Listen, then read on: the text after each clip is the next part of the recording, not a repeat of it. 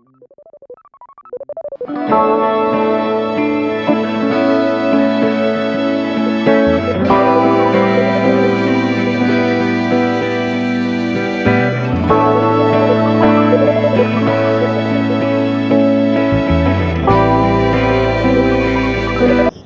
કાર્યક્રમમાં હિન્દુ સમાજની જે સહિષ્ણુતા તોડવાનું જે વિધર્મીઓ દ્વારા કામ કરવામાં આવી રહ્યું છે, એટલે ભાવનગરનો હિન્દુ સમાજ આજે રોડે ઉતર્યો છે।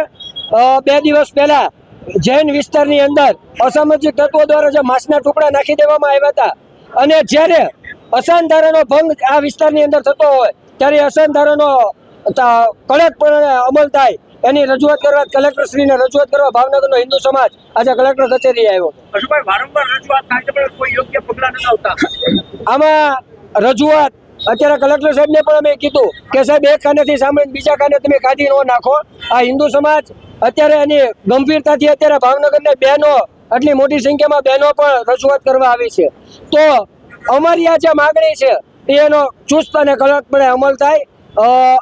બીજી એક વસ્તુ કલેક્ટર સાહેબને આપણે ધ્યાન ઉપર એવું પણ મૂક્યું છે કે અસાનધારાની પરમિશનમાં 14 લાખની જે લાંચની અંદર એક ડ્રાઈવર પકડાયો હતો, ત્યાર પછી ડ્રાઈવરને સસ્પેન્ડ કરવામાં આવ્યો, ત્યાર પછી 2 કે 3 જણાની ધરપકડ થઈ અને તપાસનું એ જે ફીંડલું વળી ગયું છે એ તપાસ આગળ વધે અને ભાવનગરનો કોઈ પણ હોય ભૂ માફિયા એને ખુલ્લો પાડવામાં આવે અને એની ઉપર કાયદેસરની કાર્યવાહી કરવામાં આવે એવી હિન્દુ સમાજની માગણી અને લાગણી છે।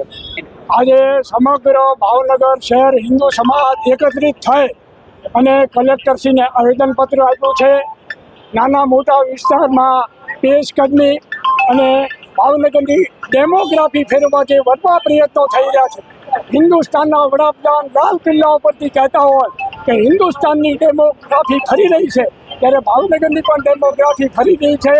એમ કેમ પ્રકારે દબાણને વશ કરી અને વિધર્મીઓ દ્વારા હિન્દુ સમાજના મોહલ્લામાં મકાનો એમ કેમ પ્રકારે લઈ અને વાતાવરણ દોડવાનો પ્રયત્ન થઈ રહ્યો છે।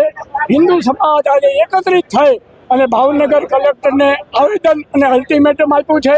ભાવનગરના એસપી અને કલેક્ટરશ્રી દ્વારા સઘન કાર્યવાહી હાથ ઉપર ધરી ગીતા ચોક, ડોન, ડાયમંડ વિસ્તારમાં પોલીસ સઘન પેટ્રોલિંગ થાય, પોલીસ ચોકી થાય અને નાગરિકોની સુરક્ષા જળવાય એ ખૂબ જરૂરી છે। એકચ્યુઅલી છેલ્લા ઘણા સમયથી છેલ્લા 5-6 વર્ષથી એ લોકોનો એટલે કે વિધર્મીઓનો કૃષ્ણનગરની બાજુનો એટલે કે બોરડી ગેટ અને શિશુ વિહારના પાટા ક્રોસ કરીને આ બાજુ આવવાનું પ્રમાણ વધી ગયું છે। ધીમે ધીમે એવું છે કે એ લોકો એમના બાળકો અને બહેનોને સવારે રાત્રે એવા મોડા ટાઈમે અમારા એરિયામાં મોકલીને અસામાજિક પ્રવૃત્તિ કરાવવી, અમારા એરિયામાં આવીને એગના છિલકા નાખી જવા કે કોઈ માંસાહાર પદાર્થો નાખી જવા। તાજેતરનો દાખલો છે, ગઈકાલે રાત્રે અમારા એક જૈન બંધુના ઘરની બહાર માંસાહારી પદાર્થ નાખી ગયા હતા। આ પહેલાં આ અઠવાડિયામાં જ તે 3-4 જે જૈનોના ઘર છે એની બહાર મુરગીના ટાંગા અને માંસના ટુકડા અને કેટલા બધા બોન્સને એવું નાખી ગયા હતા। આ પ્રવૃત્તિ એ લોકોની સતત વર્ષોથી ચાલી જ આવે છે। આટલા કેમેરા હોવા છતાં પણ કોઈ જાતનો અટકાવ નથી, કારણ કે એમના છોકરાઓ 8 થી 10 વર્ષના અમારા એરિયામાં રેસ કરતા જોવા મળે છે, દેરાસર પાસે આવીને અભદ્ર ભાષામાં વાતો કરતા જોવા મળે છે। ત્યાં આગળ 3 થી 4 અમારા જૈનોના દેરાસર છે કે જેની અંદર અમારી રેગ્યુલર 4,500 જેટલી કમ્યુનિટી વસવાટ કરે છે।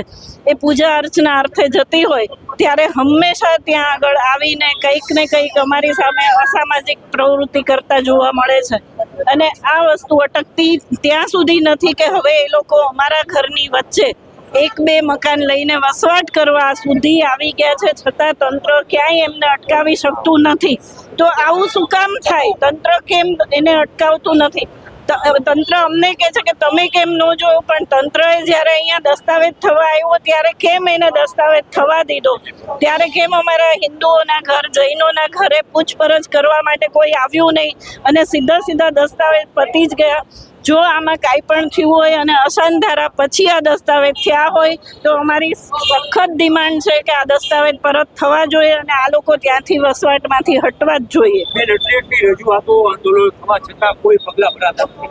એ બહુ સત્ય હકીકત છે કે આટલી આપણો દેશ છે, આપણે અહીંના સૌથી મેજોરિટી કમ્યુનિટી હોવા છતાં આપણી ડિમાન્ડ કોઈ સાંભળતું નથી અને આ ડિમાન્ડ ઉપર કોઈ કામ થતું નથી. આ તંત્રને સરકારે ખૂબ કડક ભાષામાં આ અંગે સૂચના આપવી જ જોઈએ અને આ વસ્તુને સરકારે જેટલું બને એટલું જલ્દી અટકાવી અને એ લોકોને અહીંયા આગળથી આ પ્રવૃત્તિ કરતા બંધ કરવા જોઈએ.